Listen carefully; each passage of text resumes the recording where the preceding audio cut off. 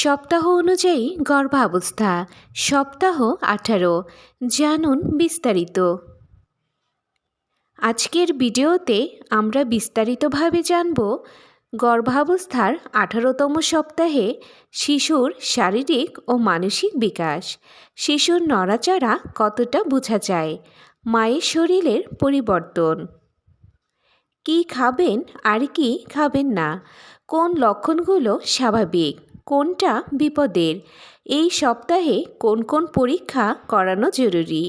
ভিডিওটি শেষ পর্যন্ত দেখলে সপ্তাহ 18 নিয়ে আপনার সব প্রশ্নের উত্তর পেয়ে যাবেন ইনশাল্লাহ। হ্যালো এভরিওয়ান, আসসালামু আলাইকুম। আপনাদের সাথে আছি আমি উর্মি আহমেদ তৃষা। আমি একজন ফার্মাসিস্ট। স্বাগত জানাচ্ছি নূর অফ ইসলাম চ্যানেল থেকে, যেখানে আমি স্বাস্থ্য ও ইসলামিক লাইফস্টাইল নিয়ে আলোচনা করে থাকি। চলুন আর কথা না বাড়িয়ে শুরু করা যাক। প্রথমেই আলোচনা করব সপ্তাহ 18 মানে কত মাস। এটি সেকেন্ড ট্রাইমেস্টারের গুরুত্বপূর্ণ সময়। অনেক মা এই সময়ে প্রথমবার শিশুর নড়াচড়া স্পষ্টভাবে অনুভব করেন।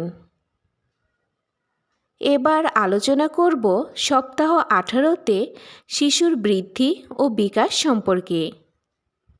শিশুর আকার ও ওজন। দৈর্ঘ্য প্রায় 14 সেন্টিমিটার, ওজন প্রায় 180 থেকে 200 গ্রাম, আকারে একটি মিষ্টি আলু বা বেল পেপারের মতো।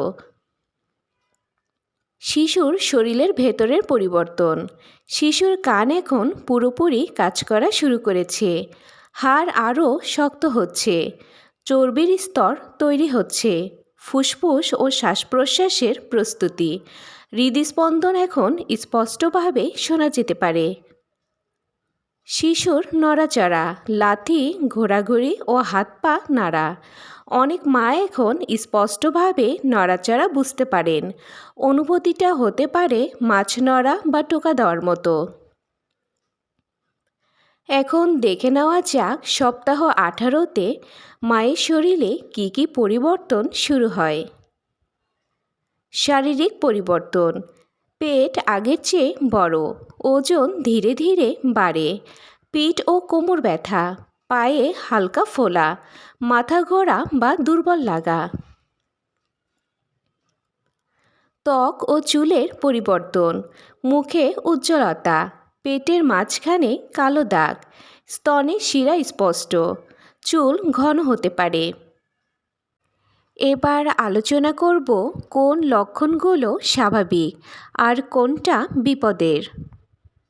স্বাভাবিক লক্ষণ: শিশুর নড়াচড়া অনুভব করা, হালকা পেট টান, সাদা স্রাব, চুলকানি বা গন্ধ ছাড়া, হালকা কোমর ব্যথা। এবার দেখে নেওয়া যাক বিপদের লক্ষণ। এই লক্ষণগুলো হলে দ্রুত ডাক্তার দেখাবেন। রক্তপাত, তীব্র পেট ব্যথা, জ্বর, প্রস্রাবে জ্বালা পোড়া, দুর্গন্ধযুক্ত স্রাব, হঠাৎ শিশুর নড়াচড়া বন্ধ হয়ে যাওয়া। এবার আলোচনা করব সপ্তাহ 18তে প্রয়োজনীয় পরীক্ষাগুলো কি কি।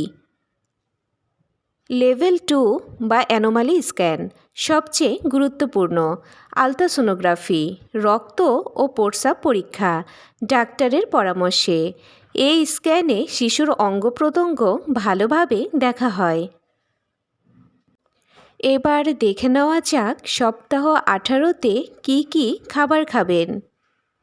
পুষ্টিকর খাবার: সবুজ শাকসবজি, মৌসুমি ফল, ডিম, দুধ ও দই, দেশি মাছ, ডাল ও বাদাম, আয়রন ও ক্যালসিয়াম সমৃদ্ধ খাবার। পানি: দিনে 8 থেকে 10 গ্লাস পানি পান করুন। ডাবের পানি উপকারী। এবার আলোচনা করব কোন কোন খাবার এড়িয়ে চলবেন। কাঁচা বা আধা সেদ্ধ খাবার, কাঁচা মাছ ও মাংস, অতিরিক্ত ঝাল ও তেল, সফট ড্রিঙ্কস, অতিরিক্ত চা কফি। এবার আলোচনা করব চলাফেরা ও ব্যায়াম সম্পর্কে। প্রতিদিন হালকা হাঁটাহাঁটি, সহজ স্ট্রেচিং, ভারী কাজ ও ভারী ওজন তোলা নিষেধ, দীর্ঘক্ষণ দাঁড়িয়ে থাকা এড়ানো। এখন আলোচনা করব ঘুম ও বিশ্রাম সম্পর্কে। বাম কাতে শোয়া ভালো, পর্যাপ্ত ঘুম ও বিশ্রাম, পায়ের নিচে বালিশ রাখতে পারেন। এখন দেখে নেওয়া যাক মানসিক যত্ন ও দোয়া। মানসিক চাপ কম রাখুন, আল্লাহর ওপর ভরসা রাখুন, দোয়া ও ইবাদতে মন দিন, পজিটিভ চিন্তা করুন। এবার আলোচনা করব সপ্তাহ 18 নিয়ে সাধারণ কিছু প্রশ্ন ও উত্তর। নড়াচড়া না বুঝলে কি সমস্যা? না, কিছু মায়ের দেরিতে বোঝা যায়। লেভেল 2 স্ক্যান কেন জরুরি? শিশুর গঠন পরীক্ষা করার জন্য। ব্যথা হলে কি করবেন? তীব্র হলে ডাক্তার দেখাবেন। 18তম সপ্তাহ গর্ভাবস্থার একটি গুরুত্বপূর্ণ মাইলস্টোন। নিয়মিত ডাক্তার দেখান, সঠিক খাবার খান ও সুস্থ থাকুন। ভিডিওটি ভালো লাগলে একটা লাইক দিন, কমেন্টে প্রশ্ন করুন। আর গর্ভাবস্থা সম্পর্কিত এমন দরকারি ভিডিও পেতে আমাদের চ্যানেলটি সাবস্ক্রাইব করে পাশে থাকুন। আজকের মতো এই পর্যন্তই। সবাই ভালো থাকবেন, সুস্থ থাকবেন। আল্লাহ হাফেজ।